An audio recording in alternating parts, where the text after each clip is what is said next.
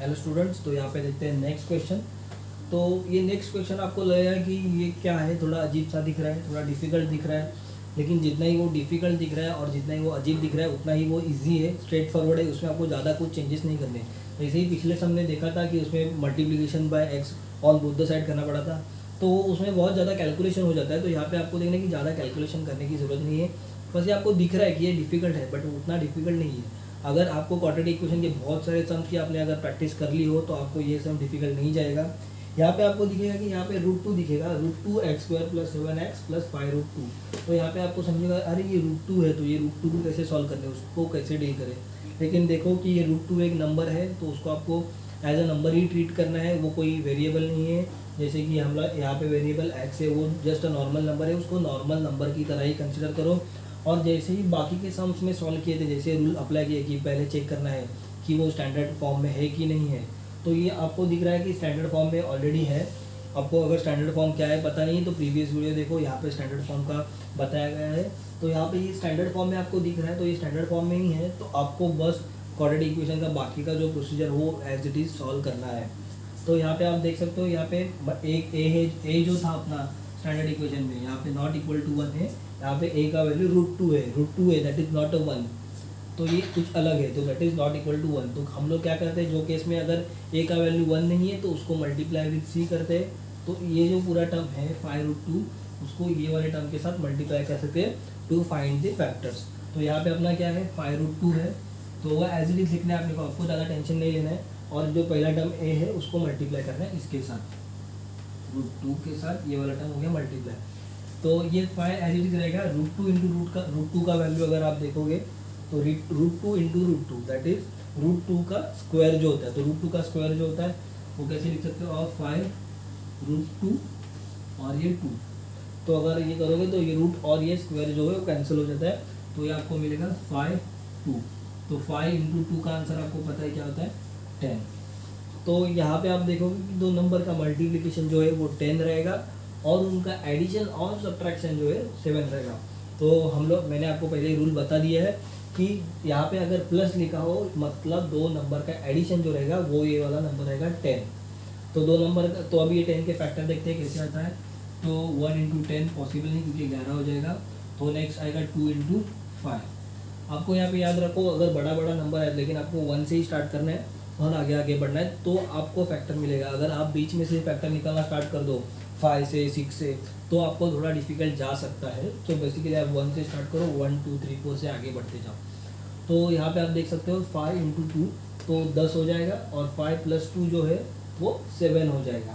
बस आपको आपके रूल्स याद रखने हैं, ये जो जनरलाइज इक्वेशन है और उसका ए वाला टर्म जो है और वो बस यूज़ करने। तो दो नंबर का एडिशन 7x हो गया और वो जो नंबर है वो 5 इंटू 2 है। तो 7 को कैसे डिवाइड करेंगे, 5 और 2 में डिवाइड करेंगे। बस आपको साइंस जो है वो याद रखने, यहाँ पे प्लस प्लस है तो कोई इशू नहीं। तो पहला टर्म एज इट इज लिख दिया मैंने अपने रूल के हिसाब से, x² प्लस अभी ये 7x को डिवाइड करना है ये दो टर्म में जो कि है 2 और 5। तो बड़ा वाला टर्म पहले लिखेंगे, दैट इज आ गया 5x।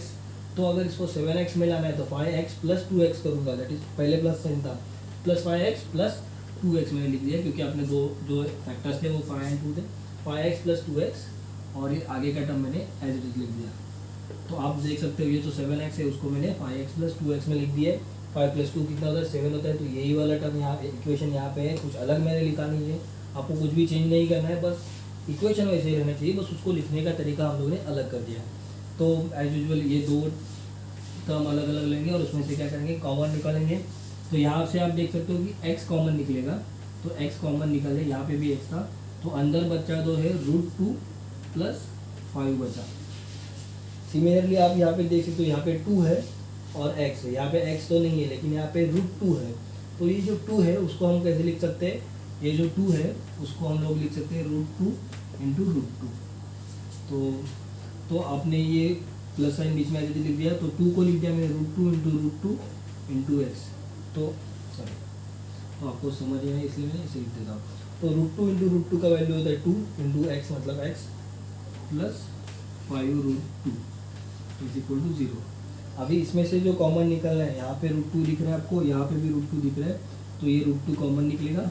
तो ये √2 कॉमन निकला तो अंदर क्या बचा, एक √2 गया तो अंदर बचा और एक √2 इंटू x प्लस 5 बचा, √2 तो बाहर चला गया, तो ये एज इट इज लिख दूंगा x √2 प्लस 5, √2 सॉरी यहाँ पे x है, √2x प्लस 5। तो यहाँ पे आप देख सकते हो √2x प्लस 5 यहाँ पे भी है और √2x प्लस 5 यहाँ पे भी है। तो ये √2x प्लस 5 और ये √2x प्लस 5 कॉमन निकलेगा, √2x प्लस 5 ये कॉमन निकल गया, ये भी कॉमन, ये मैंने कॉमन निकाला दोनों टर्म से।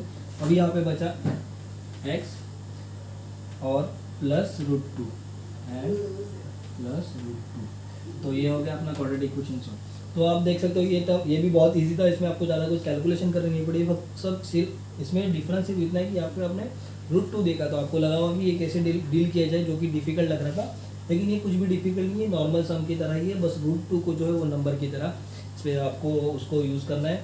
और एक बात अगर मैं रूट्स के बारे में आपको बता दूंगा, तो ये √2 और 5 जो हम लोग निकालते हैं वो ऐसे रूट निकलते हैं कि ये जो ऐसे वैल्यूज रहती है वो आपको यूनिक वैल्यूज रहती है जो फाइंड करनी रहती है, उसके ही वजह से अगर ये एक्यूरेट वैल्यू आप लोगे तो ये आपको देखोगे हर एक सम में देखोगे तो ये वाला जो ब्रैकेट है वो दोनों जगह सेम आता है, तभी आप वो कॉमन निकाल सकते हो यहाँ पे ऐसे।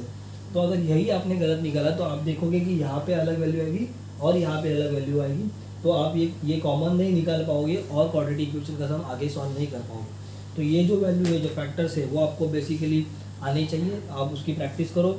बाकी जो थ्रू आउट प्रोसीजर है वो तो सेम प्रोसीजर है, आप बस जनरलाइज इक्वेशन को जो देखा था उसको आप अच्छे से देख लो, रट्टा मार लो और उसको समझ भी लो, और वो जनरलाइज इक्वेशन आपको हमेशा याद रहना चाहिए और उसके हिसाब से ही बाकी के जो क्वेश्चन है वो आपको सॉल्व करने हैं। Thank you.